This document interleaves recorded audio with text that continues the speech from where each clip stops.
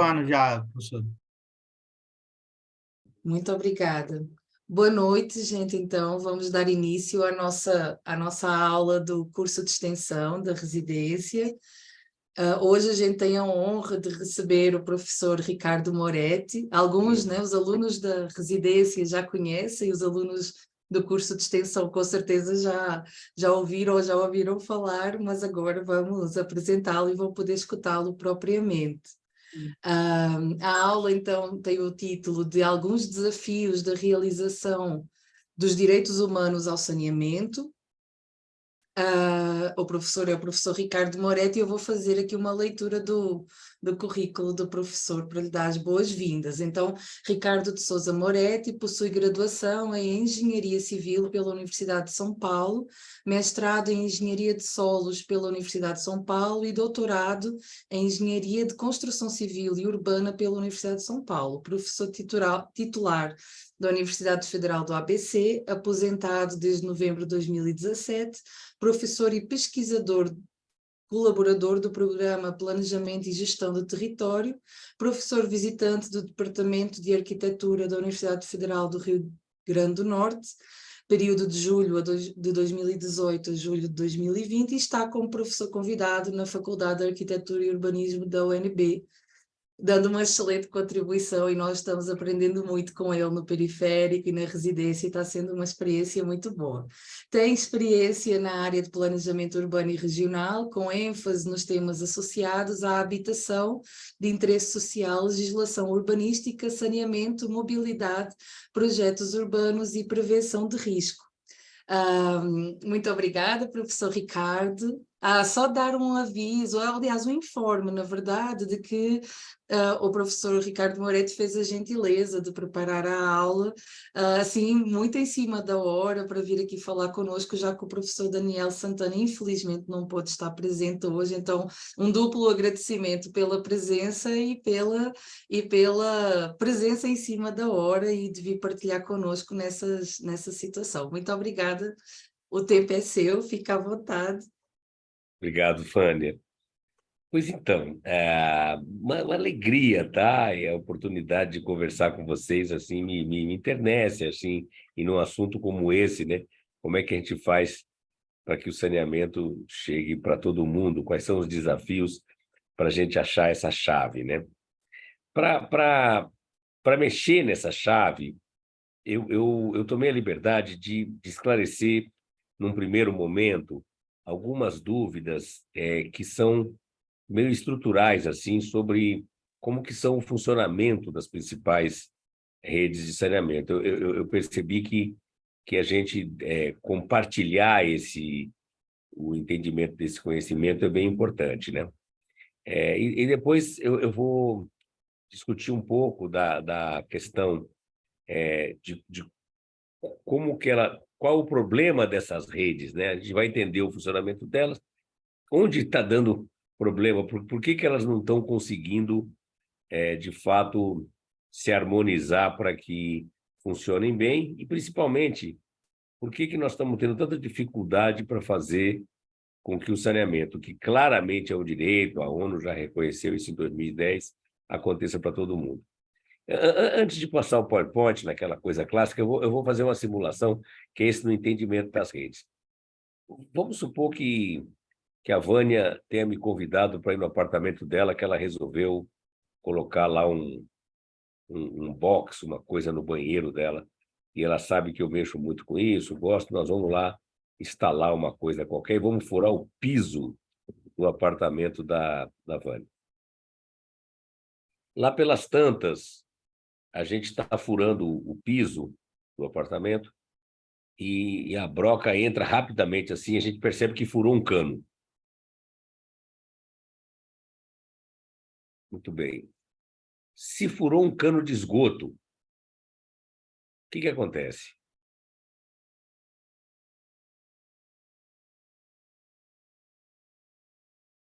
E se a gente tivesse furado, por qualquer motivo, um cano de água potável, seria diferente? Como é que eu fico sabendo que cano que eu furei? Né? Então, vamos lá. Vamos supor, Vânia, que a gente tenha furado um cano de esgoto. O que vai acontecer? Ah, delícia ver o olhinho da Gustavina imaginando o que será que acontece. Vai jorrar esgoto na gente, Vânia? Eu tô querendo saber também. Eu nunca É, furei o cano, não. nunca furou um cano de esgoto, porque o esgoto passa pelo chão do seu apartamento, né? Eu furei por cima, né, o cano. Não, assim, Vânia, vai só vir Não um vai mau ser nada. cheiro. Não é que vai acontecer nada, não. Nós vamos ter que consertar o cano todo. Mas o que vai vir um cheiro de esgoto para dentro do apartamento, né? Porque o esgoto dentro do cano, ele não anda sob pressão, ele anda sob gravidade, né? Então, ele sempre está ocupando só a parte de baixo do cano, né? Ele não anda.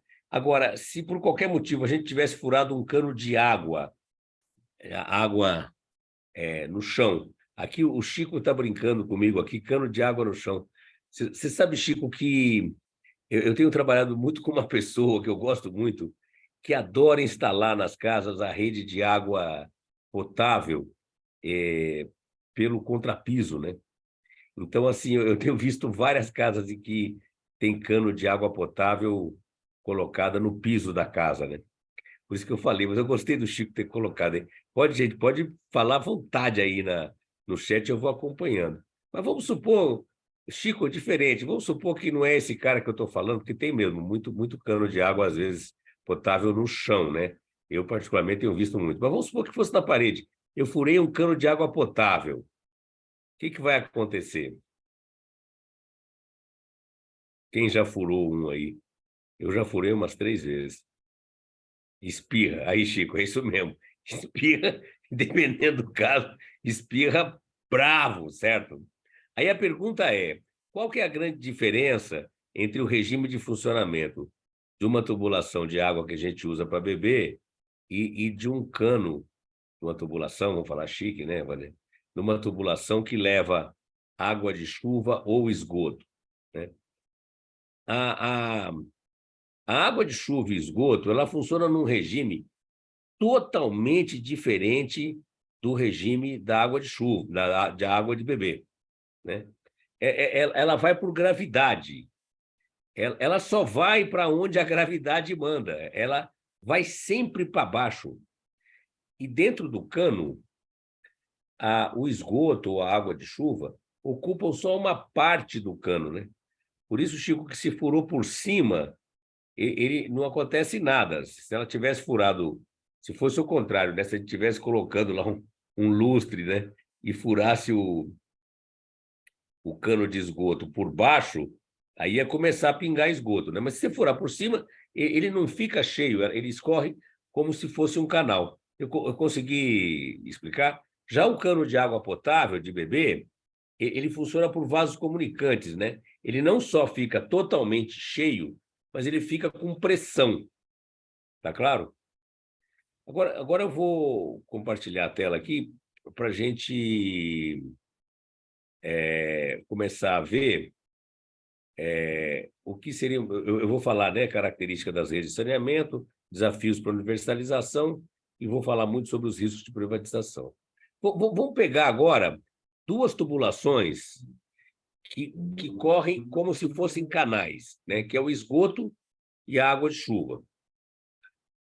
A pergunta é: qual que é a grande diferença entre o esgoto e a água, a tubulação, a rede de esgoto e a rede de água de chuva?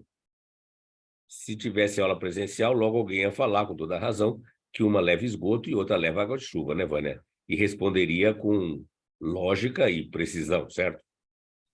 Mas vamos olhar um pouquinho mais do que isso, que é meio, a gente já sabe. A rede de esgoto, eu não sei se vocês estão vendo a minha mãozinha aqui. Então, Vânia, aparece minha mãozinha?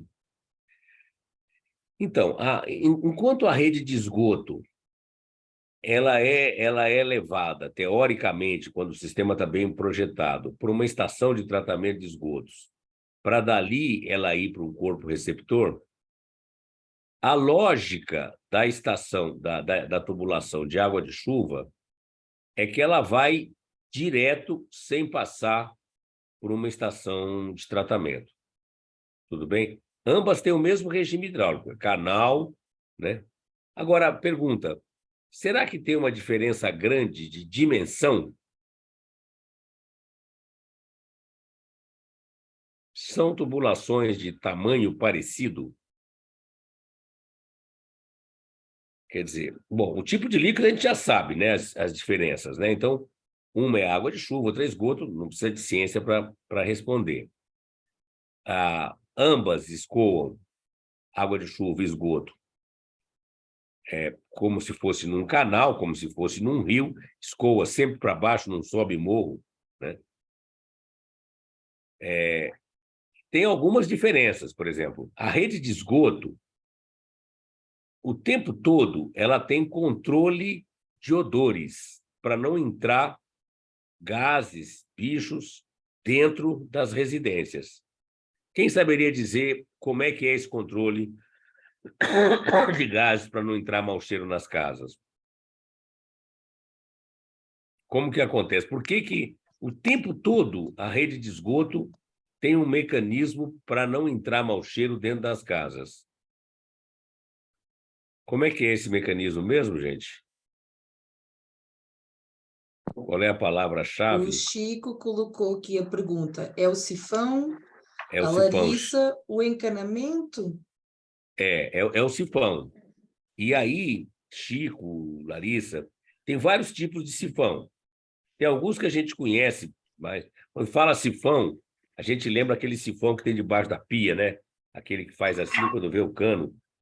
Na verdade, todo tipo de sifão ele tem um selo hídrico, ele fica com uma água para que o gás não consiga. Ele tem uma quantidade de água que fica depositada para que o gás não consiga entrar. Então, por exemplo, nos banheiros tem um ralo sifonado. São os ralos que, quando você abre, ele tem um tanto de água lá no fundo. Então, o mau cheiro que vem do cano não consegue entrar no ralo do banheiro, né? A privada, o vaso sanitário, para falar o termo correto, ela tem um sifão. Tem alguns vasos sanitários que você olha, o sifão aparece do lado do vaso, né? E é muito divertido, porque eu não dou nem bola para isso, mas quando eu vou comprar, fazer alguma obra, por qualquer motivo, várias pessoas detestam ver aquele sifão, né? Ele tem que ser escondido. Não sei muito bem por quê, mas assim, o fato é que o sifão, o vaso sanitário em que o sifão aparece, geralmente tem preço mais barato, porque tem uma certa rejeição. Não entendo por quê, mas tem. Eu não quero mais entender tudo da vida, viu, Vânia? Eu vou me aproximando por pedaços. A vida é muito complicada. Então, tem sifão. Então, a rede de esgotos ela é o tempo todo sifonada. Agora, e as vazões? Alguém tem uma ideia? Eu fiz essa conta numa das vezes recentemente aí, né? Eu vou repetir essa conta aqui, eu peço desculpa para quem já ouviu, mas eu acho importante. Vamos pegar o quanto de esgoto que uma casa gera por dia, certo?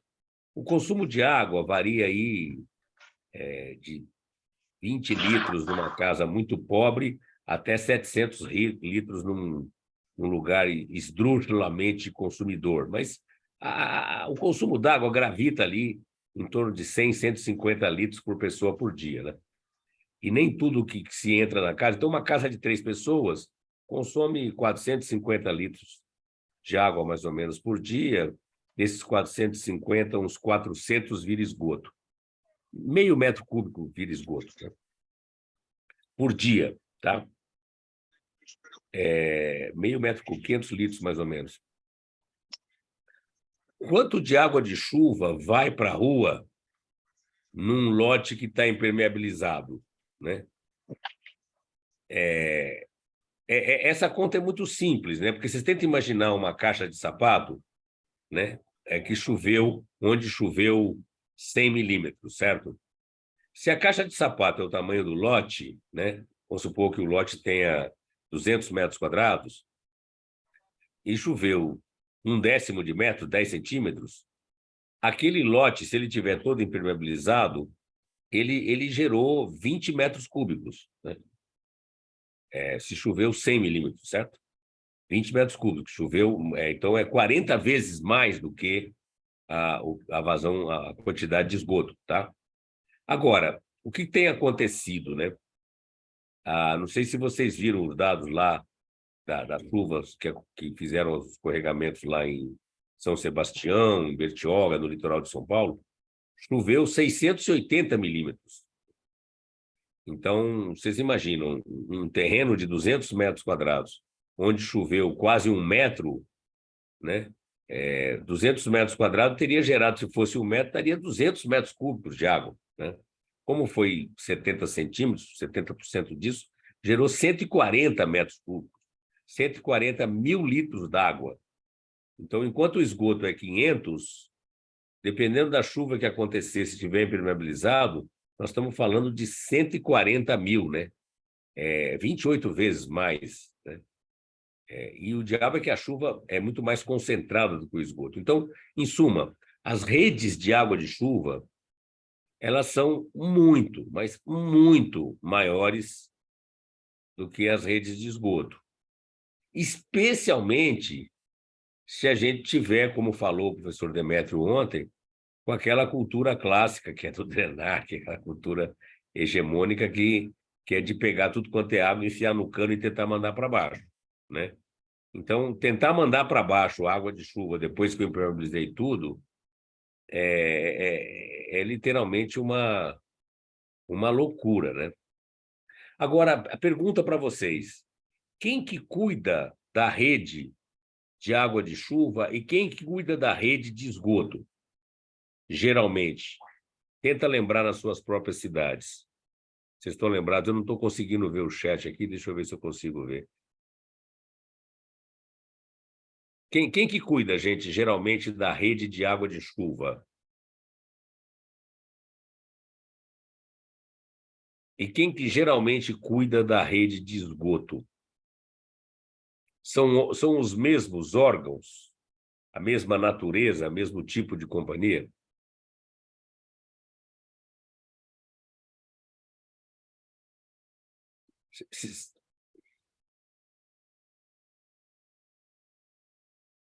Aqui a Fabiana respondeu que em Brasília, sim. Não, não é não, Fabiana. Em Brasília, quem cuida da rede de esgoto é a CAESB, né?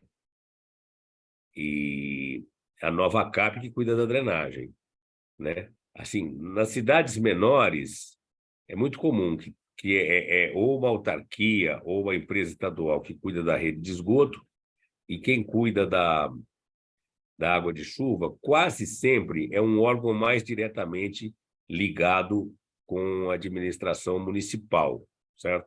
Em São Paulo, Sabesp, né, que é a companhia estadual cuida do esgoto, e é a Prefeitura de São Paulo que cuida das redes de água de chuva, né?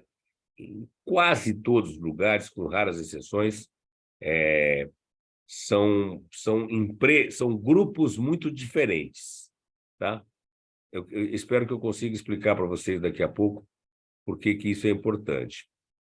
Bom, então, agora, elas têm semelhanças, como eu já falei, né? A lei da gravidade funciona, né? Tem várias leis que não pegam, tem gente, eu não gosto dessa expressão lei que pega, lei que não pega, mas isso é uma outra conversa, né? Há 3.000 anos atrás, os gregos reclamavam que tinha lei que pegava, lei que não pegava. Então, é difícil pegar lei em qualquer lugar. O ser humano não gosta muito de regra, ainda bem, né? Então, fazer uma regra, ainda mais que ela muda, não é simples, não é, sabe? Tem nada de simples nisso. Então, mas de qualquer forma, a lei da gravidade funciona. Essa daí não tem discussão, certo? Então, a água vai para baixo mesmo, a não ser que eu coloque uma bomba, né? Então, por exemplo, quando eu estou desenhando um projeto, a água é potável, é uma rede muito simples. Eu ponho ela para baixo, eu ponho ela para cima, sobe morro, desce morro, ela é completamente obediente, né, ao que a gente quer, para onde que ela quer que vá, certo? Desde que haja pressão para que a água, de onde ela está saindo, para onde ela vai chegar, né? a caixa d'água que está saindo tem que ser bem mais alta do que o lugar aonde eu quero que a água potável chegue, porque quando a água começa a fluir, ela começa a se atritar dentro dos canos, ela vai perdendo energia. Então, a água parada, se a caixa d'água está aqui, ela chega no mesmo nível aqui, certo? Mas se ela está em movimento, ela não consegue chegar. A que está saindo daqui, ela só chega um pouco mais baixo, quando ela está em movimento, porque ela se atrita no cano. Não é à toa que a gente coloca cano grosso, que é para não perder pressão, tá claro? Bom, isso água potável. Agora, o esgoto e água de chuva, não. Eles vão para baixo, obedecendo a lei da gravidade, muito bonitinho, certo? Bom, aí vem uma pergunta também. A água de chuva, ela é limpinha? Porque o esgoto a gente sabe que é sujinho. E a água de chuva é limpinha? Porque geralmente, nos sistemas, ela vai reto e direto para os cursos d'água, não é isso? Aí a pergunta é tranquilo pegar a água de chuva e mandar reto e direto para os mananciais, por exemplo?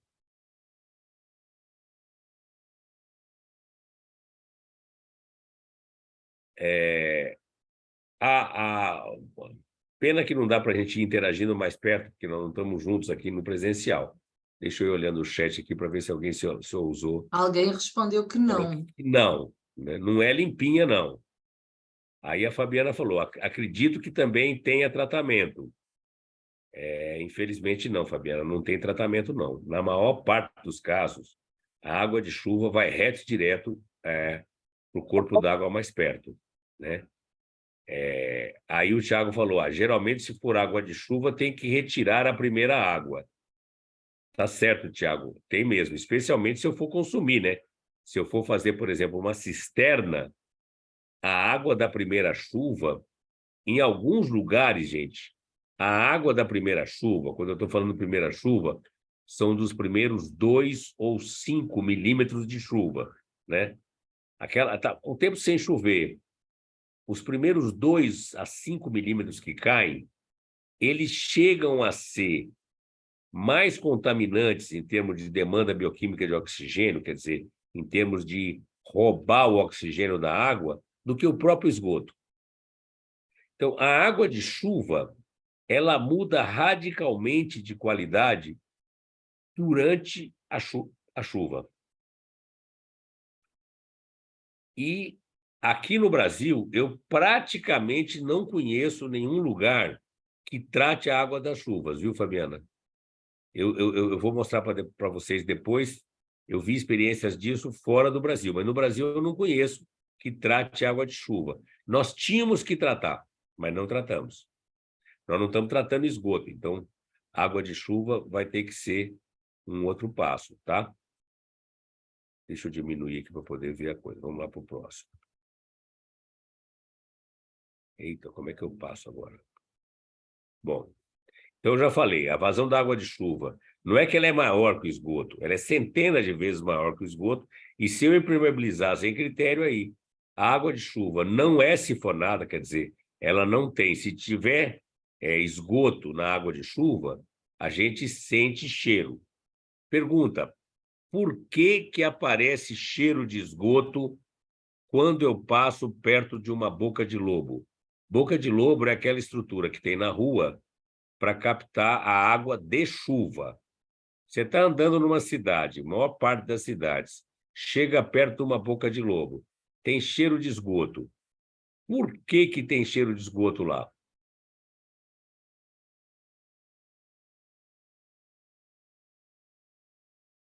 Se as redes são separadas, água de chuva leva chuva, esgoto leva esgoto, por que que eu passo do lado de uma boca de lobo em várias cidades e você sente forte o cheiro de esgoto?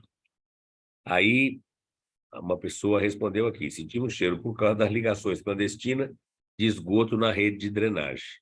Quem que é o curioso? Depois escreve o nome. É isso mesmo, acertou na mosca, né? Na mosca, é isso mesmo. tem ligação de esgoto.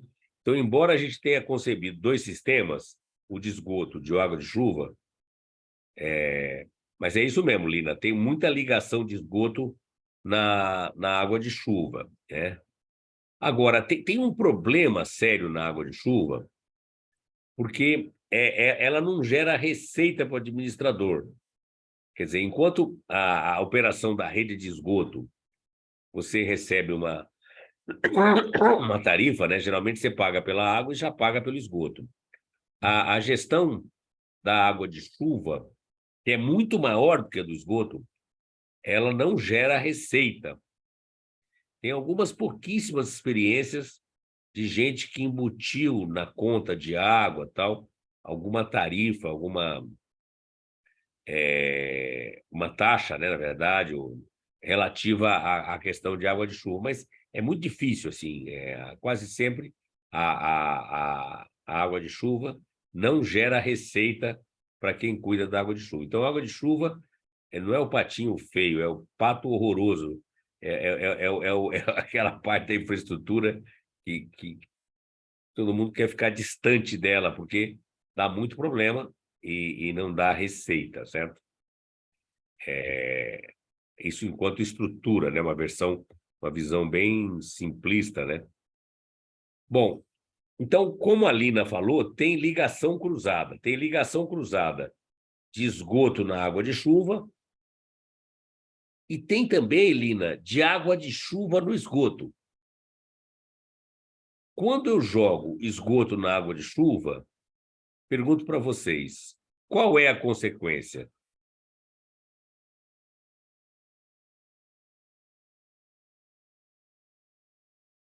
Vamos junto, vamos pensar? Joguei esgoto na água de chuva. A água de chuva não vai para a estação de tratamento. Então, a água de chuva chega no corpo d'água, levando o esgoto, certo? Bom, e aí a outra que já não é tão intuitiva e tão óbvia. E quando eu jogo água de chuva, eu peguei uma canalização de uma calha e peguei e enfiei na tubulação de esgoto. Aí eu pergunto para vocês, o que acontece?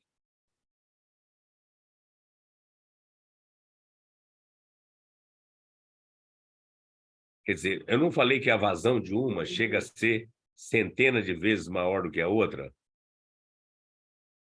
A Então, Lina respondeu que deixa eu ver o chat sobrecarrega, aqui. né? E a Letícia falou na pergunta anterior que vai para os mananciais a água poluída, né, do esgoto, quando é ligada na É isso mesmo. drenagem. A sobrecarga que a Lina respondeu, ela tem toda a razão, né? Porque como a vazão de água de chuva é muito grande, qualquer ligação irregular que eu tenha de água de chuva na rede de esgoto, a rede de esgoto, ao invés de funcionar como um canal, dependendo da situação, ela começa a funcionar como por pressão. Ela tem um cano que sai da parte baixa e vai para a parte alta, ela começa a funcionar por pressão. Então, em Santo André, onde eu acompanhei perto, tinha algumas casas nos bairros baixos que, quando chovia muito, começava a brotar água nas privadas das casas, certo? Porque a rede de esgoto vinha com pressão e ela, em vez do esgoto sair para a rua, a tubulação de esgoto estava sob carga e ela brotava nas privadas. Nós Vocês tivemos podem... um relato desses no Sol Nascente, lá no trecho 3. É mesmo, Vânia? Foi. Pois então, isso daí assim, é mais comum do que a gente pode imaginar, né? Tem casas que colocam válvula de retenção, porque aí o esgoto consegue sair da privada e ir para a rua, mas não consegue vir no sentido contrário e tal, né? Mas isso é uma coisa comum. Mas a fala da Letícia de que ele vai para os mananciais é verdade sim, Letícia. Sabe por quê? Porque, por exemplo, em muitos casos, eu vou dar um caso de Natal. Natal, como é uma cidade plana, assim, tem muitos lugares planos, o esgoto ele cai em estações de bombeamento para poder ir para o tratamento, né? Quando você coloca água de chuva na rede de esgoto, começa a chegar muito esgoto misturado com água de chuva nas estações de bombeamento. Só que as estações de bombeamento, elas têm uma capacidade limitada. Se chega além da capacidade e o reservatório enche, o que acontece? É jogado, tem um bypass, né? Tem uma saída de emergência, então começa aí o esgoto para o mar, para o rio, entendeu? Então, na prática, quando tem ligação cruzada de água de chuva no esgoto, ele também vai parar nos corpos d'água. Isso que a Letícia falou aí, tá certo, Letícia? Tá? Só que é um processo um pouquinho diferente do outro. Tá dando para entender? Tá muito chato. Ai, como é ruim, coisa, a gente não consegue sentir as pessoas. Mas aí vocês vão falando aí para a gente Tá poder. ótimo, tá muito Tá bom. bom. Então, aí a pergunta é: quem que faz as ligações cruzadas, gente? Quem que faz ligação irregular?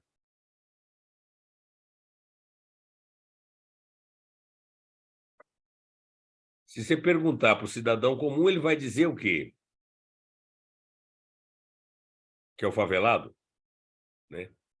Não, quem liga é o pessoal dos assentamentos informais, é isso? Será? Cada lugar é um lugar. Em São Paulo, tem muita, mas não é um pouco, tem muita ligação clandestina feita pela Companhia Estadual de Saneamento. Ela faz a rede de esgoto, ela quer tirar o esgoto da frente da casa, ainda não tem ligação, não tem ainda coisa, ela pega e conecta na água de chuva. Tem muita ligação clandestina, irregular, feita pela própria companhia de saneamento. Agora, independente de quem que pariu o Matheus, eu quero saber o seguinte: a quem interessa desconectar, desconectar uma rede da outra? Quer dizer, eu preciso. E a pergunta é: como é que eu desconecto? Uma está ligada na outra. Quem conectou não colocou isso no projeto, né? Dizendo, ó, fiz uma conexão do esgoto aqui, né? É tudo picaretagem, certo? Não tem picaretagem registrada. Como é que eu identifico aonde foi feita a picaretagem? Que a gambiarra é, como diz o Néder, né? É uma solução que brota da coisa. Isso não é gambiarra, é picaretagem. A quem interessa interceptar a picaretagem? Isso eu pergunto para vocês. A quem interessa interromper a ligação de esgoto na água de chuva e vice-versa? Para mim interessa. Para você deve interessar também, né, Fabiana? Para o Acácio, para a Vânia, né? Eu que quero ver rio limpo, água limpa, interessa. Agora, para a companhia de esgoto interessa? Como é que é medida o faturamento da companhia de água e esgoto? Pelo que ela vendeu de água, certo? Alguém cobra se o rio está limpo ou sujo? Não tem cobrança, tem? Então, para ela interceptar, ela precisa interagir com a companhia que cuida da água, que é uma outra companhia, que também não está interessada, certo? Então, a interceptação de ligação irregular é absolutamente uma situação sem pai nem mãe, né? E é uma situação que talvez vocês não possam estimar, mas é uma situação dramática. Eu vou dar um caso de Natal, certo? Natal, que é quem já foi, aquela cidade maravilhosa. Eu fiquei 2 anos lá, fui pessoas maravilhosas, tudo, praias maravilhosas. Agora, um pouco antes de eu vir embora, antes da pandemia, o, algumas praias do centro de Natal estavam contaminadas, né? Uma das que estava contaminada era Ponta Negra, que tem coleta e tratamento de esgoto. Estava contaminado a Praia do Meio e a Praia dos Artistas, né? Que tem coleta e tratamento de esgotos. E estava contaminada a Praia do Forte, que era a minha preferida lá, perto da ponte, né, que liga para a Redinha, que tinha coleta e tratamento de esgotos. Por que estava contaminado se tinha coleta e tratamento de esgotos? Por causa da ligação cruzada. Quando eu tentei, como pessoa de fora, sugerir, propor que se criasse uma verba especial, especificamente voltada para a interceptação das ligações clandestinas, eu confesso para vocês que eu fui muito mal visto. Porque é um problema extremamente grave, mas sobre o qual não se quer falar. Né? Larissa, a Praia de Ponta Negra ela fica contaminada em alguns momentos, porque depende muito, não é que ela está contaminada. Em vários momentos ela fica contaminada. E é muito triste, sim, sabe? É muito triste. E, a princípio, você precisaria interceptar as ligações, a coisa. Agora, como é que intercepta a ligação clandestina? Isso que eu queria que vocês entendessem muito rapidamente. Um jeito, depois eu volto, é esse aqui. Acreditem ou não, um dos critérios é eu preciso pedir autorização para as casas para que elas permitam que eu jogue corante no vaso sanitário. Aí eu vou nas galerias de água de chuva, no sistema de água de chuva, e vejo se o corante está saindo. Certo? Que é isso que vocês estão vendo aqui na figura. Certo? Vocês podem imaginar que não é fácil fazer isso, né? Tenta imaginar alguém bater na porta da sua casa e falar assim, por gentileza, nós somos aqui de uma campanha pela limpeza dos rios, eu gostaria que você autorizasse eu entrar no seu banheiro para jogar um corante na sua privada. Né? Quer dizer, isso aí é um trabalho de altíssima complexidade, mas que precisa ser feito. Né? Bom, como é que eu identifico? Deu para entender claramente como é que funciona isso, né? Eu ponho tinta na privada e vejo se ela está indo para a galeria, né? Eu tenho que chegar na galeria para ver. Essa é mais simples. Eu quero saber agora se tem gente colocando água de chuva na rede de esgoto, certo? Bom, o que é um caminho para fazer isso? Eu jogo fumaça sob pressão na rede de esgoto. Lembra que eu falei que toda a rede de esgoto é sifonada, que é para não deixar o mau cheiro entrar? Pode ter vazamento de fumaça em algum lugar, se eu jogar fumaça na rede de esgoto? Teoricamente não pode, certo? Porque onde a fumaça entraria, onde o mau cheiro entraria, teria sifão em todos os lugares, tá certo? Se começa a brotar fumaça em algum lugar, é porque alguém pegou uma tubulação de água de chuva, um ralo de água de chuva, etc. e tal, e ligou na rede de esgoto. Geralmente, quando se faz essa ligação, não coloca sifão, né? Porque é difícil colocar sifão na galeria de água de chuva, nas galerias de água de chuva. Dá para colocar, mas é difícil. Então, um dos mecanismos é esse. Outro mecanismo é você fazer medir vazão.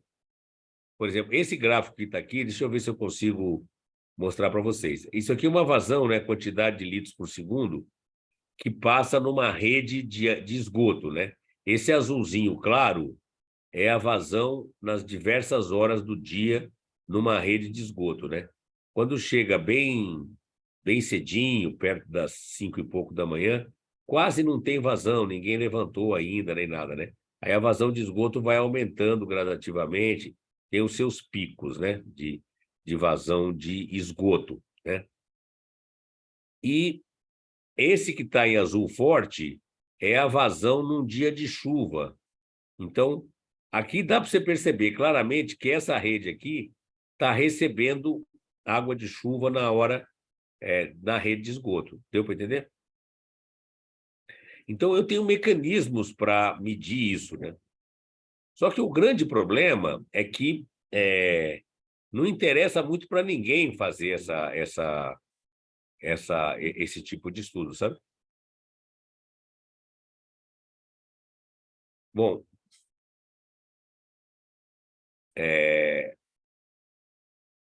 como eu tinha falado, esse hoje é um dos assuntos assim. Agora, vocês imaginem, já não interessa para as companhias públicas estaduais mexer nisso, né? É um assunto que ninguém quer muito conversar. Vocês imaginem numa empresa privada, sabe? Se eu disser, olha, você tem que começar agora uma campanha para interceptar ligações cruzadas, né? Bom, tem um caso divertido, já que nós estamos aqui, é tarde da noite, vale a pena contar as histórias curiosas, né? Que é o caso que aconteceu em Recife, na Praia de Boa Viagem. Na Praia de Boa Viagem, eles exigiram, para fazer os prédios altos, bonitos, lá de Boa Viagem, prédio dos ricos, que cada prédio tivesse uma estação própria de tratamento de esgotos. Como não tinha, naquela ocasião, rede para tratar, eles exigiram que os próprios condomínios fizessem. Só que é o seguinte, esgoto é um negócio chato de manter. Aí começou a dar problema nas estações locais, os prédios começaram a jogar o esgoto direto, em vez de passar pelo tratamento, direto nas galerias de água de chuva. Criava um bypass ali, uma tubulação, e ligava na galeria de água de chuva. Um colega, indignado porque a praia de Boa Viagem, aquele paraíso, começou a dar problema direto de contaminação e tal, ele iniciou uma campanha que ele chegava nas galerias de água de chuva e injetava água sob pressão, certo? Primeiro ele batia nos prédios para saber se alguém tinha ligação irregular, clandestina. Evidentemente, todos falavam, não, aqui todo mundo é direito, aqui não tem nada de irregular. Aí ele botava água sob pressão nos canos e quando o prédio tinha ligação irregular, o esgoto, ao invés de descer, subia. Exatamente aquele processo que a gente comentou anteriormente. Aí começava a vazar esgoto pelas privadas, né? O esgoto subia e começava a transbordar nas privadas. Aí os moradores dos prédios desciam alarmados, criava uma comoção e a companhia tinha lá um mecanismo de autuar e exigir que o prédio desfizesse a ligação clandestina, né? Quanto tempo vocês acham que demorou isso, gente? O Jaime, que comentou a história, falou assim, ó, durou até a gente fazer isso num prédio que tinha um deputado federal. Falou, pode parar com isso, o que é isso? Né? Sabe, vocês estão querendo que eu cumpra a lei, né? Quer dizer, eu sou uma figura acima da lei, sabe? Eu sou um deputado, sabe? Eu sou uma figura, né? Não, pode parar, sabe? Quer dizer, então, a interceptação das ligações irregulares é, é uma operação extremamente importante e extremamente complexa. O que que isso gera, né? Isso gera uma situação que é muito curiosa, né? Quer dizer, a gente tem, lá onde eu trabalhei muito tempo, né, em Santo André, no ABC, tem um município, que é o município que tem mais urbanização, mais dinheiro, que é São Caetano do Sul, né? A gente brinca que São Caetano do Sul é um município 100%, né? Ele tem 100% de coleta de esgotos, 100% de tratamento de esgotos e 100% dos córregos contaminados. Você não acha um corpo d'água em São Caetano do Sul que não esteja completamente contaminado, né? Então, é assim, é como se a gente tivesse concluída, teoricamente, a obra e aquilo lá continua entregue ao nada, sabe? Assim, a ação social é baixíssima, certo?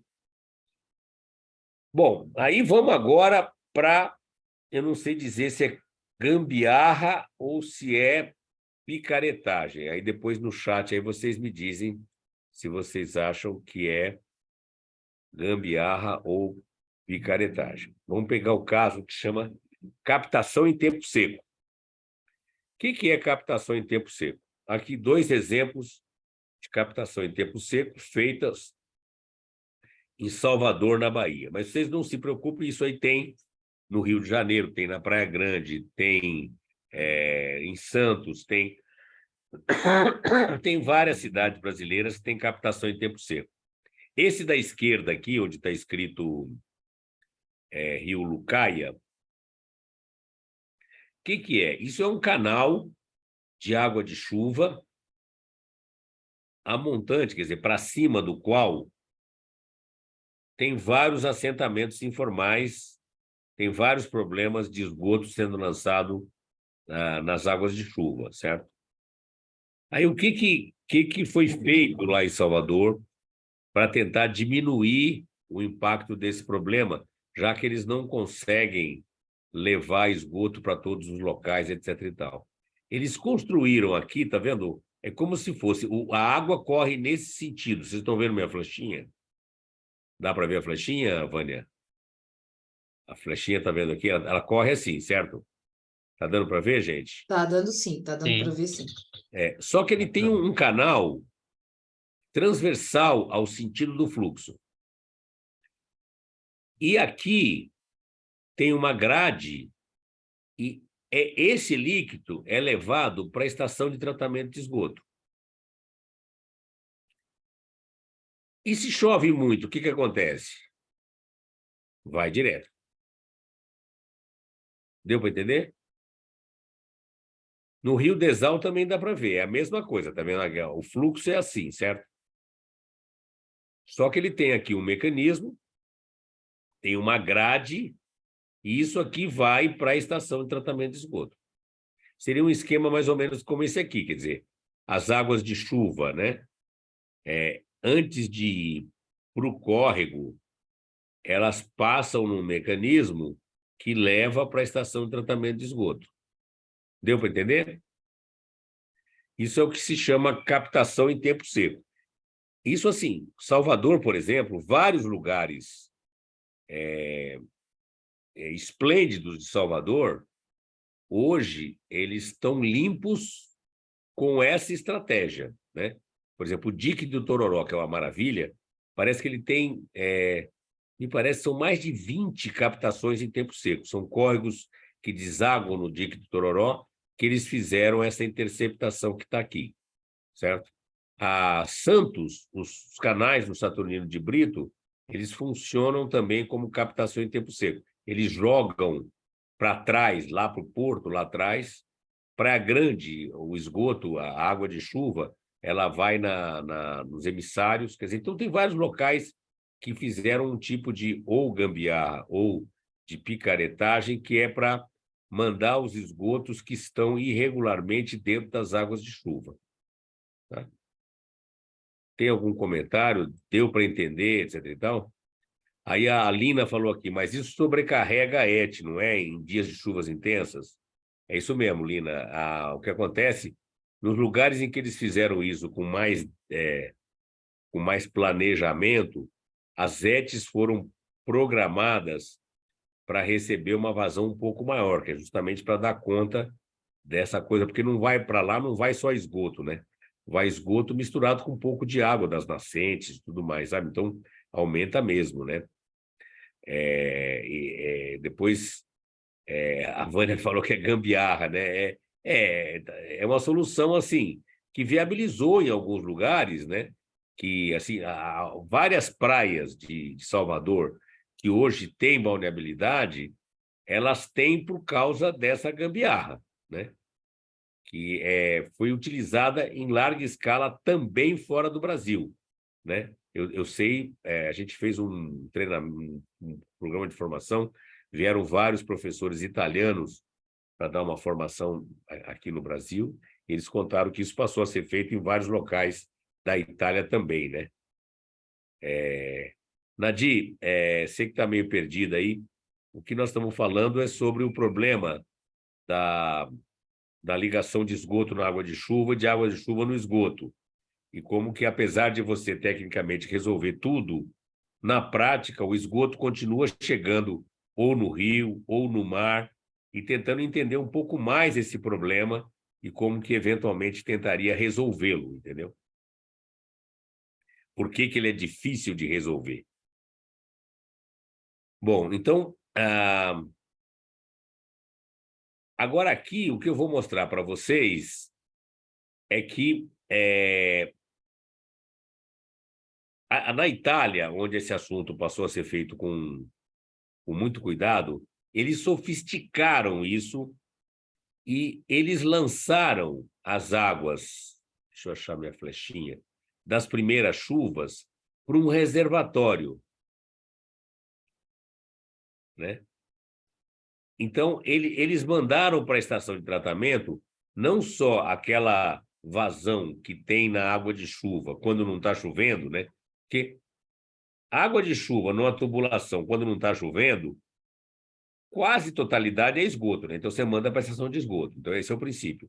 Mas lá, eles mandam também as primeiras chuvas para a estação de tratamento, certo? Tem um nome lindo italiano, é Vasca de Prima Pioggia, né? Que aparece aqui nessa foto, né? Isso aqui é uma vasca de Prima Pioggia. O nome é bonito, mas o reservatório é meio feioso. É um lugar que acumula as águas das primeiras chuvas, isso aqui enche, né?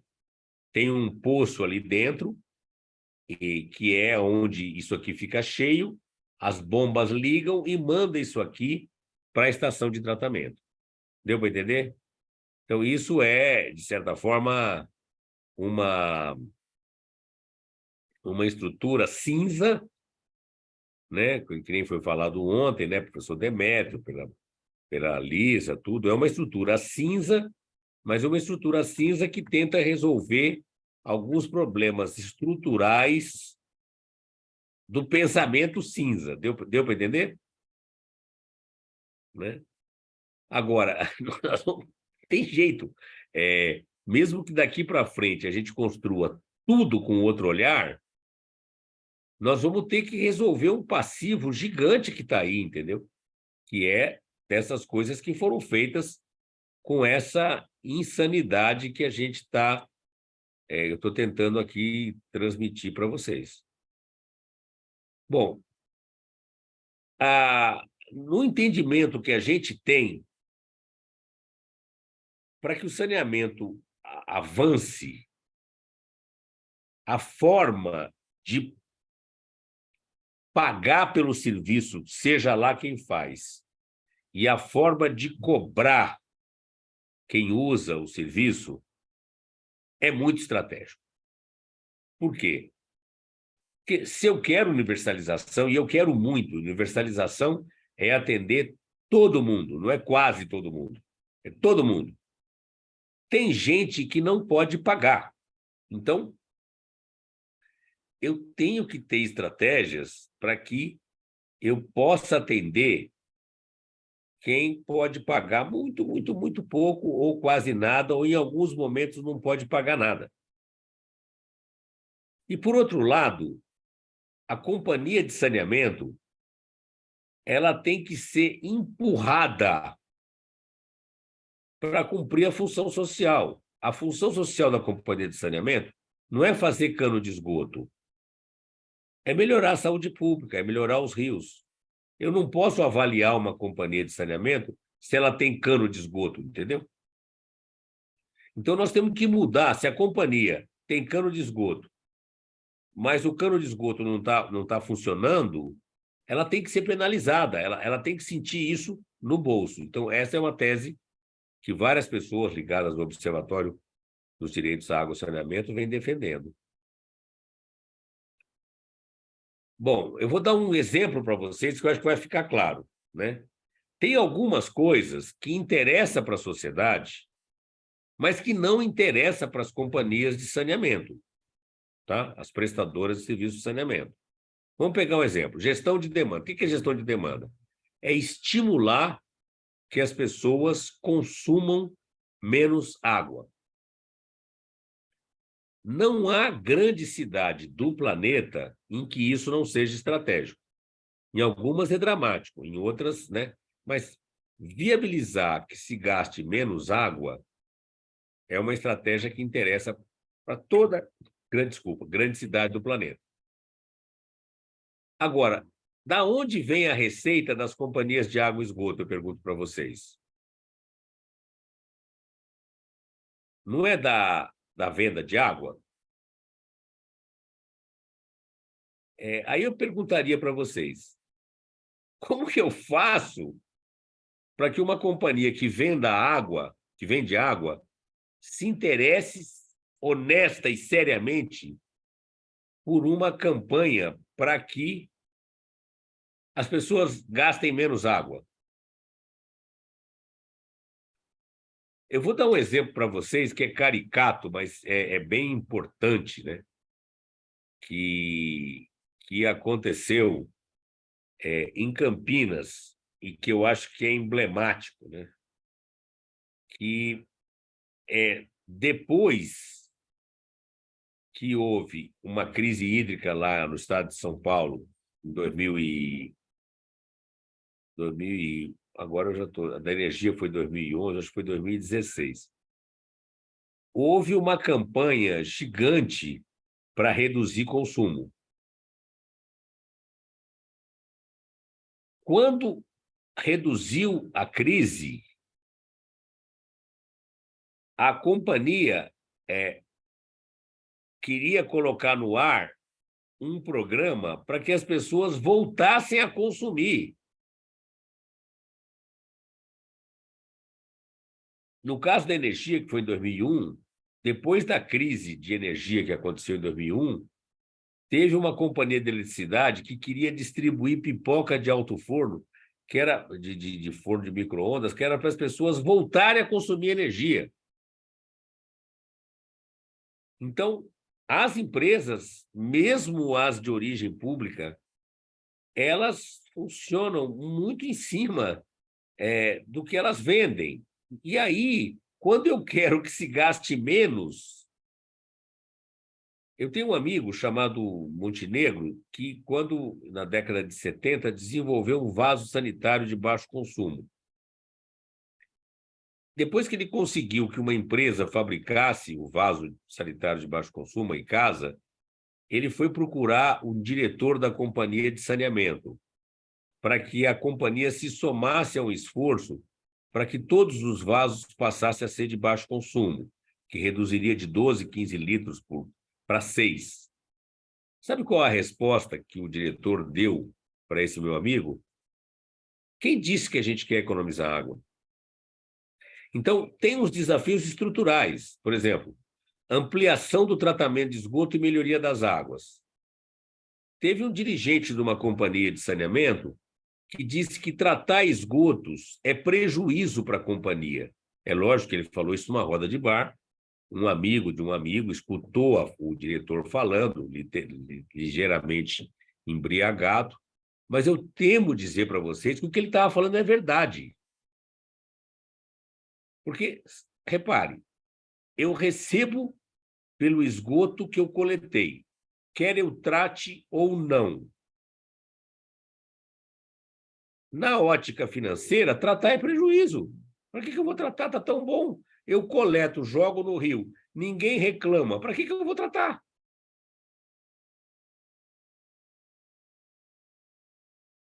Então, a gente conseguiu, há um certo tempo, quer dizer, que as companhias, baseado numa experiência de Minas Gerais, que o tratamento de esgoto fosse separado, que a companhia recebesse pela coleta e recebesse um outro valor se ela tratasse, para tentar forçar as companhias a terem interesse em tratar. Porque no quadro atual, quer dizer, eu visitei, deixa eu contar para vocês, eu visitei uma estação de tratamento de esgotos, junto com os alunos da Universidade Federal de São Carlos, em 1982. A estação tinha acabado de ser inaugurada. Quando a gente visitou, a estação tinha capacidade para 1.100 litros por segundo. Quando a gente visitou, estava sendo tratado 100. Então, a estação estava pronta, mas não tinha esgoto que não chegava na estação. Só que é o seguinte, eu peguei os dados recentes. Atualmente, a estação tem capacidade de 1.500 litros. Sabe quanto que ela está tratando? 750. Então, passados 41 anos, ela não fez o esgoto chegar na estação. Por quê? Porque não está na preocupação dela. Deu para entender? Quer dizer, então existe um problema estrutural que é que o saneamento é visto como negócio. Ele não é visto como obra de saúde pública. Né? Então, aonde que está o déficit de saneamento hoje? Ele está nos lugares em que o saneamento é considerado mau negócio. Aonde que ele é considerado mau negócio? Nas áreas rurais. Ninguém fala de levar saneamento onde está o maior déficit. Se alguém já viu uma companhia que está dizendo que vai assumir o saneamento, dizer que vai entrar na área rural, ninguém quer saber da área rural. Por quê? Porque é pouco lucrativo. Não há dúvida que nós não podemos ter, numa cidade que nem São Paulo, mais de 40 mil pessoas que boa parte do tempo defecam a céu aberto. Certo? São mais de 40 mil pessoas. Nós precisávamos urgentemente de banheiro público. Vocês acham que está na pauta hoje que as companhias construam um banheiro público? Está na pauta de Paris, que reestatizou os serviços de saneamento. E da mesma forma nas periferias. As companhias de saneamento basicamente querem distância das periferias, né? E quando levam água, levam o cano, mas não necessariamente a água chega. Então aí nós temos um problema estrutural, que é dessa visão do saneamento como se ele fosse simplesmente uma mercadoria, né? Quer dizer, agora, repara, gente, o grande problema do saneamento hoje é ele ser visto como mercadoria. Que remédio que estão querendo dar para resolver esse problema? Transformar numa mercadoria de vez e privatizar. Parece que eu fiquei embriagado, parece que eu estou louco. Não é possível, sabe? É um teatro de horror o que nós estamos vivenciando hoje nessa discussão, certo? E todos os meios de comunicação dizendo que a privatização é quem vai resolver. Bom, eu falei para vocês já, né, no caso de Campinas, de propaganda para retomar o consumo da água, né? E essa figura, que é de um doutorando, que infelizmente não terminou o doutorado, que faleceu com 42 anos, uma figura muito querida, um amigo, uma das coisas que me dói profundamente no peito, né? O Ondas fez um livro em homenagem a ele, né? Ele chama Sávio Mourão Henrique, que o livro chama Precificação do Serviço de Saneamento, né? Essa figura foi feita pelo Sávio, mostrando que o saneamento funciona assim, né? Você tem lá o dinheiro, né? E o saneamento indo doido atrás do dinheiro, né?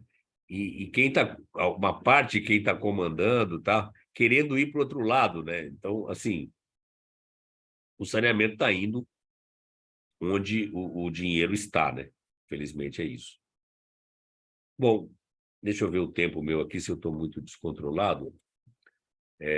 Eu pretendo falar só mais uns 15, 20 minutos e a gente já abriu uma conversa, né? Bom, eu queria comentar com vocês. Universalização do saneamento. Universalização, gente, é 100%. Eu costumo perguntar o seguinte, 95% é bom ou ruim? Bom, é bom se eu tiver no 95%. Ele é tétrico se eu tiver no 5%, né?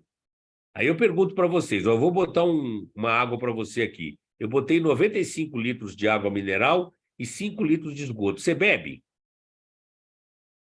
Então, para algumas coisas, não serve quase. É todo mundo. A Covid mostrou isso, que se tem alguém que está doente, ele, sabe, é risco para todo mundo. Então, nós temos que pensar no coletivo como segurança coletiva. Então, universalização do saneamento é para todo mundo. É para quem não tem hidrômetro, para quem não tem conexão, é para quem não pôde fazer a conexão domiciliar, é para quem tem dificuldade de pagar a conta, é para quem vive na rua, é para quem trabalha na rua. Eu estou ficando cada vez mais velho, acho que está acontecendo isso com vocês também, mas eu estou ficando cada vez mais velhinho. Então, agora, eu sinto uma necessidade doida de ir no banheiro. E eu morro de medo de andar e de não encontrar banheiro, porque tem vários lugares que não tem banheiro, né? Então, assim, agora você imagina a situação, pessoa que está morando na rua, né? Agora, ninguém tem discutido isso como se fosse absolutamente uma parte da universalização do saneamento. Então, o Ondas tem apresentado, e a gente acha muito, muito importante isso, né? Então, na ótica da saúde pública, não tem linha divisória entre os que são e não são atendidos. Nós temos que atender todo mundo. E os bolsões não atendidos, né, esses locais que persistem na cidade sem atendimento, não é que eles são um risco para essa gente, é um risco para toda a gente. Então, nós temos que pensar em solução para o saneamento atendendo todo mundo. E todo mundo pega, evidentemente, população em situação de rua, né? Esse dado aqui das 36 mil da pesquisa, feita aí pelo SECAD, uma pesquisa do IPEA já apontou um número muito maior. Quer dizer, é uma cidade grande morando na rua de São Paulo. Como é que eu posso aceitar que não se olhe para esse contingente de pessoas, né? Bom, tem uma lógica do saneamento, né, que é do direitos humanos ao saneamento, que é aquilo que vai ser pago pelo serviço de saneamento, que é um direito humano, não pode impedir que outros direitos humanos sejam atendidos. Por exemplo, eu não posso ter uma conta que impeça que a pessoa consiga pagar moradia, pagar alimentação, entendeu? Que são necessidades básicas também. Recentemente, o Instituto fez um estudo que mostrou que um contingente de 46% dos entrevistados, eles entrevistaram 2.000 pessoas, gastava mais de 50% da sua renda, basicamente com eletricidade e esgoto. Então, a questão da tarifa dos serviços, ela é muito sensível para uma parcela expressiva das pessoas. O Ondas tem uma proposta com relação a isso, né? Que é que a tarifa social do água e esgoto atinja todo mundo que está inscrito no Cade Único, que tem meio salário mínimo de renda, e também todos aqueles que estão inscritos no programa de benefício continuado, né? Porque e que isso seja automático. Que o morador não tenha que ir lá pedir, né? Isso já tem uma lei no Distrito Federal que está valendo nesse sentido. É uma lei que precisa evoluir, porque tem muito caso de domicílio em que a conta está no nome do proprietário, não está no nome do morador, de gente que aluga. Então, tem um ajuste fino, uma necessidade aí de um programa de comunicação para que isso tenha sua força, né? Só que o diabo aqui é uma comunicação que a companhia de saneamento não quer fazer, né? Então, tem aí uma luta contínua para que quem pode pagar pouco, pague pouco. Vou adiantar aqui um pouquinho. Tem um trabalho que eu acho fundamental, que chama Mínimo Vital, que é a lógica. Você tenta imaginar, numa situação que nem hoje, porque antigamente eu pegava água no riacho, eu pegava água no poço. Hoje não tem. Ou eu tenho água, ou eu estou numa situação dramática, né? E em Belo Horizonte, eles fizeram uma experiência com o que eles chamaram de hidrômetro social, né? Era um hidrômetro que, se a pessoa não pagou, eles conseguiam fazer a programação do hidrômetro para fornecer uma quantidade mínima de água, independente do pagamento. Quer dizer, não dá para a gente aceitar que se faça o que várias companhias fazem, que é do tipo, não tem dinheiro para pagar, então morra. Quer dizer, gente, é uma loucura. E várias companhias cortam sem fornecer alternativa de abastecimento. Isso é de uma violência incomensurável. A Defensoria Pública do Rio de Janeiro já está com uma ação para garantir a aprovação do que se chama mínimo vital, de garantir que um certo tanto de água não pode deixar de ser fornecido. Se a pessoa deixou de pagar, tem que se garantir um mínimo, né, de abastecimento. Esse mínimo dá uma discussão grande, né? Os estudos da Organização Mundial da Saúde falam de 20 litros por pessoa por dia ou 50 litros para um nível baixo de risco para a saúde. Mas aqui embaixo tem a publicação que discute esse assunto, né, que é para garantir um mínimo vital. E também de bebedouro público, né? Nós temos que garantir que haja em vários lugares do mundo, existe uma grande disponibilidade de locais onde você pode pegar água para beber, qualquer pessoa, né? Os banheiros públicos são uma tragédia, não tem outra nominação.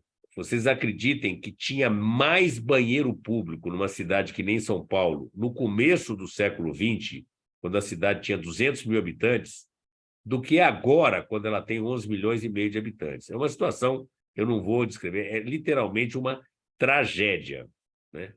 E no mundo inteiro existe aí um esforço para tentar garantir isso de um jeito, de outro.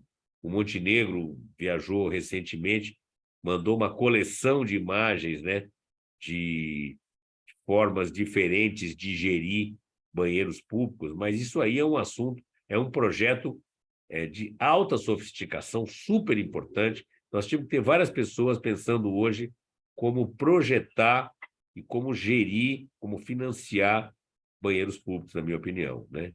E tem coisas, né? Por exemplo, a estratégia dos japoneses, né? Com outros sistemas mais fáceis de limpar, etc. e tal. É um assunto que dá realmente uma linha de pesquisa, é uma coisa bem interessante, né? Por último, eu vou fechar bem rápido aqui. É uma absoluta loucura que se esteja nesse nível de dúvida sobre a questão da privatização, né? O saneamento é um monopólio natural. A hora que eu privatizo, não é que nem no celular, que eu posso pegar e mudar a operadora, em vez de ser Oi passa a ser Vivo. Se eu tiver água e esgoto, eu tenho que estar com aquela companhia. Então, você passar o direito de operar a água para uma empresa privada é uma loucura de raiz, né? E acreditar que uma empresa privada vai passar a investir maciçamente nos locais que estão o déficit, área rural, pequeno município, área pouco densa, áreas informais e precárias, né? É acreditar que as companhias privadas deixaram de ter o lucro como tônica, né? Eu não vou me estender muito, porque eu confesso que eu não tenho, mais nessa altura, mais paciência com esse assunto, tamanha a loucura que eu considero que é, né? O caso de Manaus, que privatizou há mais de 20 anos, Manaus hoje, eu não lembro já dos números de cabeça, mas ele trata menos de 20% do esgoto gerado, passados 20 anos. Tem várias áreas de Manaus que não recebem água, naquela imensidão de água que é da confluência do Rio Negro com o Rio Amazonas, né? Então, para fechar então, os desafios, né, a gente tem que conseguir tentar barrar esse rolo compressor que acha que a privatização é o caminho. Acho que nós temos que, sabe, nos juntar. Eu gostaria muito que vocês entrassem no site do Ondas, né? É ondasbrasil.org.br, ondasbrasil.org.br. Ali tem uma quantidade enorme de trabalhos mostrando a necessidade de um outro olhar sobre o saneamento que seja voltado como direitos humanos, né, que é fazer valer os princípios da ONU. E nós temos que conseguir mudar a forma de avaliar as companhias. A companhia tem que ser vista se ela está oferecendo, se ela está diminuindo, teoricamente, se ela está diminuindo as doenças transmitidas pela água, se a água, os corpos d'água estão ficando limpos. Mas se a gente não tiver condição de fazer essa medida, nós temos que ver se ela está aumentando o atendimento de quem não pode pagar, se está fornecendo o mínimo vital, se está funcionando, está botando banheiro público, se ela está trabalhando na área rural. Quer dizer, nós não podemos simplesmente ter como indicador percentual de lugares em que passa a rede pública.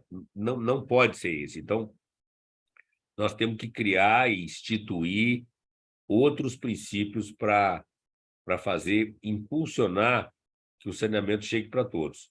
Quando a Lisa apresenta o dado que tem 420 mil pessoas sem água no Distrito Federal, eu confesso para vocês que, literalmente, eu tenho vontade de chorar, não tem outra expressão, né?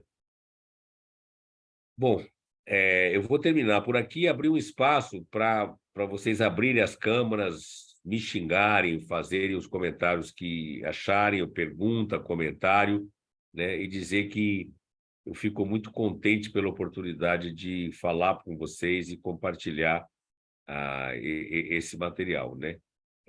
Espero ter oportunidade em outro momento de trazer um cenário mais positivo, né? Que é mais na linha da infraestrutura verde, o que dá para fazer nos sistemas descentralizados. Mas eu queria compartilhar com vocês esse olhar sobre o colapso da estrutura cinza, né? Para que vocês entendam, porque nós vamos ter que avançar com a verde, mas nós vamos ter que achar saídas para a cinza. Então, eu achei que era importante que vocês entendessem como é complexa, né, a situação que a gente tem agora. Muito obrigado, Vânia. Lisa, não sei se a Lisa está aí. Foi uma delícia ter Obrigada. podido falar, gente. Eu vou Muito deixar de... bom. Eu não sei se a Lisa já entrou, se ela vai entrar, mas enquanto o pessoal escreve ou liga a câmara, eu ia comentar isso, que o tempo inteiro que você estava falando, além de ter visto dados e realmente vai dando uma indignação, né, a cada informação que você vai trazendo, né? E eu estava pensando o tempo inteiro, o potencial, e queria ouvir de você, né? Se você quiser falar um pouquinho, o potencial que a gente tem da infraestrutura verde vencer alguns grandes desafios da cinza, que a cinza traz, mas eu fico sempre com aquela sensação que o gargalo principal é a questão da gestão e a questão daquilo que nós estamos valorizando. Então, essa mudança de mentalidade que é essencial para passar da mentalidade do lucro para a mentalidade dos direitos humanos das mudanças climáticas ou da emergência climática como prioridade, além do lucro, se for o caso, né? É muito complexo, parece-me, né? Mas eu queria ouvir, assim, um pouquinho mais, se você quiser falar, né? Então, Vânia, eu acho que são coisas que se complementam, né? Eu acho que a gente tem que interferir na gestão, tem que fazer com que as companhias, de qualquer que sejam, públicas, privadas, os serviços autônomos, tal, consigam ter outra perspectiva do saneamento, né? O saneamento não pode mais ser visto como obra de infraestrutura. Ele tem que ser visto como um componente extremamente importante para melhorar a saúde das pessoas. E para melhorar a saúde das pessoas, ele tem que atender todo mundo. E para atender todo mundo, não dá para valer uma ótica financeira simples. Nós temos que mudar a forma. Porque sabe o que acontece, Vânia? Se eu fosse nomeado diretor financeiro de uma companhia de saneamento hoje, eu ia ficar numa encruzilhada, porque você é levado a esse modelo, sabe? A esse modelo que é de procurar rendimento, de procurar aumentar a receita, sabe? Quer dizer, então, é aquilo que você falou, nós temos que reconstruir o pensamento sobre essa história, né? Agora, em paralelo, não dá para seguir achando que nós vamos pegar toda a água de chuva, afastar rapidamente, enfiar no cano e mandar para baixo. Isso aí é outra insanidade. Vocês vejam que eu não entrei muito na loucura da gestão das águas de chuva, né? Eu peguei um aspecto da gestão da água de chuva, que é o cruzamento dela com o esgoto, né? Nós não temos como resolver o esgoto sem resolver também a forma como essa estrutura cinza da água de chuva foi construída, né? Então, assim, o que eu posso garantir é que não falta luta, viu, Vânia? Tem muita luta. E muito importante essa frase, a forma como você colocou, que 95% não serve. Não Não serve. serve 95%, não vai servir para ninguém. Muito importante isso. E aí, pessoal? A Larissa comentou aqui, né, que tem um banheiro público do setor comercial, mas sofre ataques do governo ibanês, né? Olha, estou longe de querer defender o ibanês, sabe, Larissa? Longe, muito longe, né?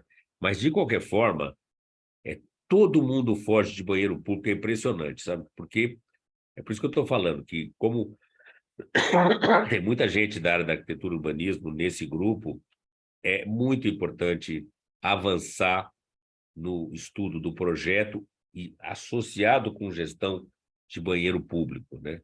Porque, assim, teve governo que fez uma frente de construção de banheiro Depois meteu marcha ré e voltou para trás, que não dava conta, sabe? É bem delicado, assim. A história de banheiro precisa ter, e é um desafio, assim, sabe? Porque o projeto tem que ser muito específico, senão ele gera insegurança para quem faz a manutenção, para quem usa, né? A política de manutenção. Então, é assim, dá uma conversa de uma noite, assim, banheiro público, sabe?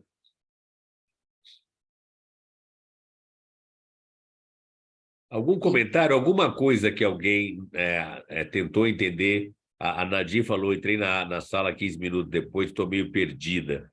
Né? Eu queria saber se alguém ficou com dúvida em algum conceito que eu possa ajudar a esclarecer. tem um comentário aqui da Lina, você quer que eu leia? Quero. Ela fala: professor, muito obrigada pela palestra, o senhor, como sempre, muito esclarecedor. Em meu projeto de tese, procuro trazer possibilidades de estratégias sustentáveis de infraestrutura verde, que sejam complementares à estrutura cinza de drenagem urbana na minha cidade, Aracaju, Sergipe. O senhor acha que as estratégias verdes em complemento às cinzas é uma boa solução? Ou as verdes devem sempre ser pensadas de forma isolada, pois acho que devemos sempre levar em consideração a presença do cinza, porque ele está aí. Não será apagado, porque a estrutura cinza de drenagem está aí, não será apagada, ela corrigiu. Não, eu concordo, Lina, totalmente com a necessidade de pensar integrada. O que está acontecendo? Vamos olhar. Mesmo que a gente diminuísse muito em setores já existentes ou novos, através da infraestrutura verde, a quantidade de água que vai morro abaixo, nós temos um outro efeito, que é um crescimento muito grande das chuvas. Eu acho que eu falei para vocês, eu vou repetir aqui. A quantidade de chuva que aciona os sistemas de alerta na Serra do Mar é 80 milímetros num dia. Choveu 680, Vânia.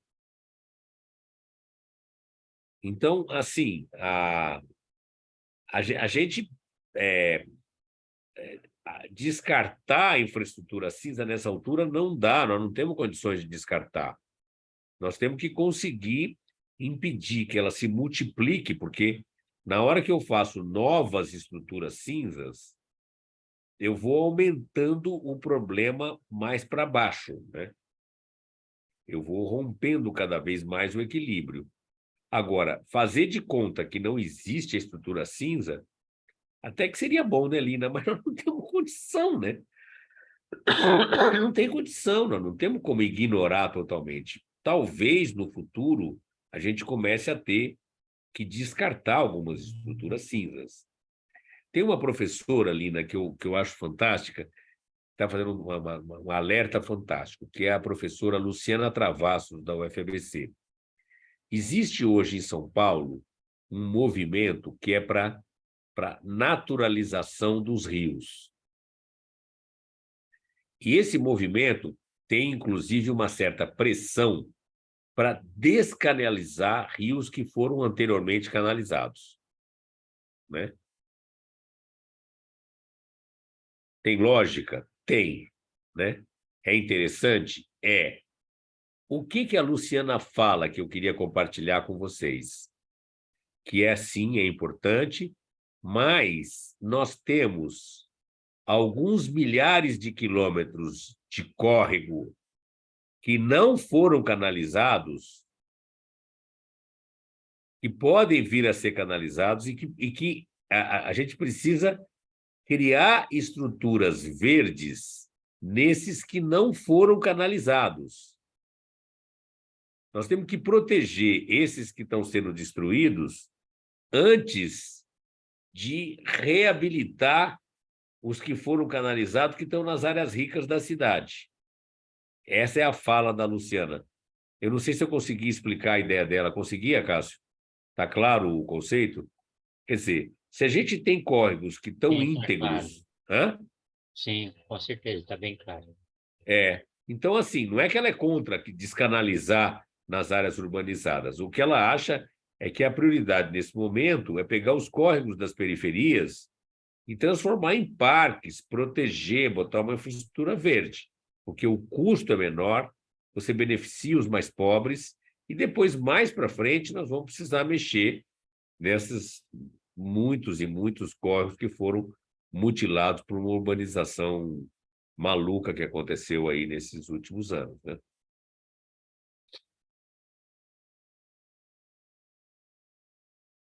Câmbio.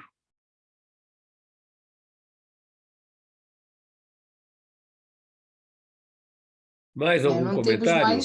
não temos mais perguntas nem comentários no chat. Acho que o pessoal está cansado também, é hora, né? A Lina recomendou, né? Falou em resposta. Pois é justamente isso que ocorre na minha cidade, professor. As novas áreas de expansão estão recebendo projetos de drenagem com canais em formato de estrutura cinza, além do tamponamento de canais e rios. É. Obrigada pela resposta.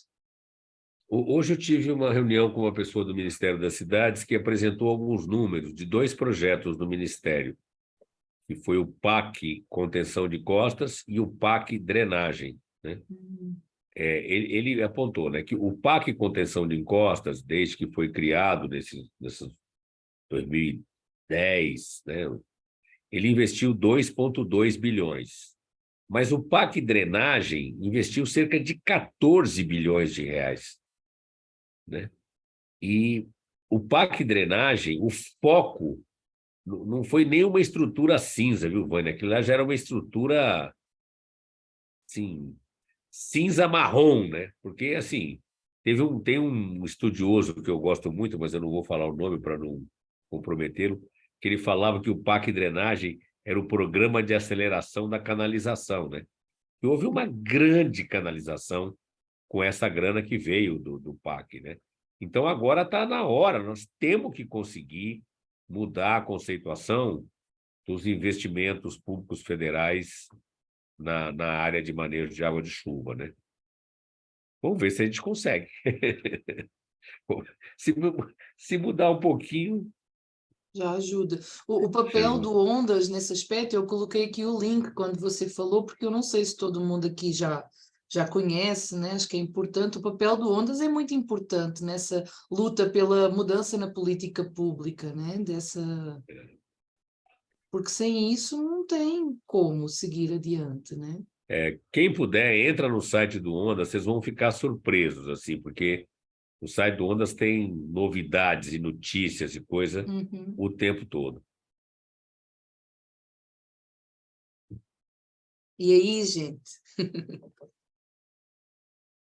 Vânia, se não tiver, não tem nenhum problema, podemos encerrar, viu, gente? Assim, acho que todo mundo também cansa, né? Eu também canso, nós todos, e nós vamos ter muita oportunidade Vamos, de principalmente na interagir aí residência. na Aqui residência. tenho os alunos do curso de extensão que hoje é a oportunidade de aproveitarem É, você, se é quiserem ótimo. colocar alguma questão, né? Mas é isso, não tem ninguém com a mão levantada, não tem nada no chat. Não sei se você quiser comentar mais alguma coisa, ou então Não, eu vou podemos. comentar que eu tenho expectativa de ficar uma parte boa do tempo na sala que a Vânia compartilha lá A nossa sala do do periférico. Periféricos. Então eu estou portas completamente abertas para conversar com quem em algum momento quiser compartilhar coisas, né, que lado a lado, né, trazer histórias para a gente ir acumulando e reapresentando. Então, espero interagir com vocês aí um pouco ao longo desse período que eu vou estar aqui na UNB, né? Para mim é um privilégio, uma alegria estar. E para nós que vamos aproveitar com certeza para aprender muito. Eu quero aproveitar para aprender muito. E agora eu vou ter a sorte de ter você lá na mesma Na sala. sala, Então pronto, a gente E vai de falar poder. bobagem, né, Vânia? É tão bom Ah, é falar tão bobagem bom. também, eu adoro. É muito bom ver aquela sala cheia. Então é isso, acho que podemos dar por Então, encerrado, pois, não é? podemos. Boa Muito noite para obrigada, todos. Moretti, muito obrigada Alegria, por viu? toda a Muito partilha contente. e a alegria da Tchau. postura também. Tchau, Boa gente, boa noite. noite, Tchau. bom descanso para todos. Boa noite. Obrigado, professora Vânia. Obrigado, professor Ricardo. Boa noite, Cássio. Tchau, Cássio. Boa noite. Obrigada. Tchau, Gustavina. Tchau, Obrigado por ter Guta. ficado Boa aí firme noite. aí, Gustavina. Boa Obrigada. noite. Boa noite, gente. Boa noite, Ana. Boa noite, Valmor. Boa noite a todos, gente.